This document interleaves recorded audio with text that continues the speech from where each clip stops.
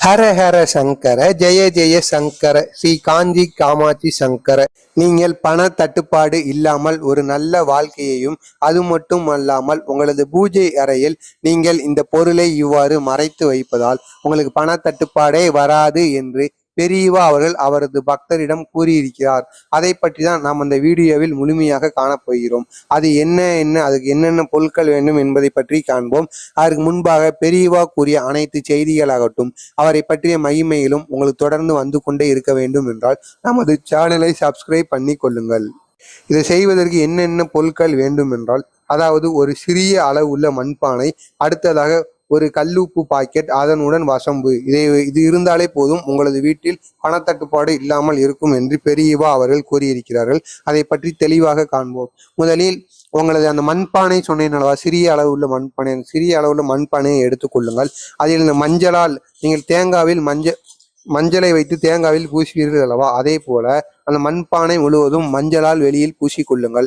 அதற்கு அடுத்ததாக குங்குமத்தை சிறியதாக தண்ணீரில் கலக்கி குங்குமத்தை வைத்து நற்பவி என்று எழுத வேண்டும்.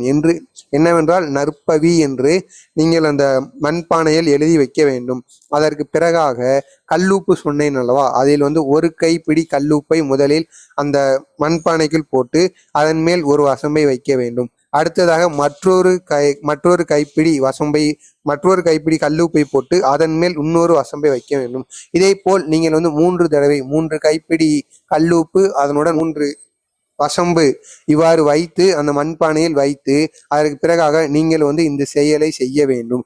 அடுத்ததாக அந்த மண்பானையை மஞ்சள் துணி அல்லது பச்சை துணி, இந்த 2 துணிகளால் ஏதாவது ஒரு துணியால் அந்த மண்பானையை நீங்கள் மூட வேண்டும்.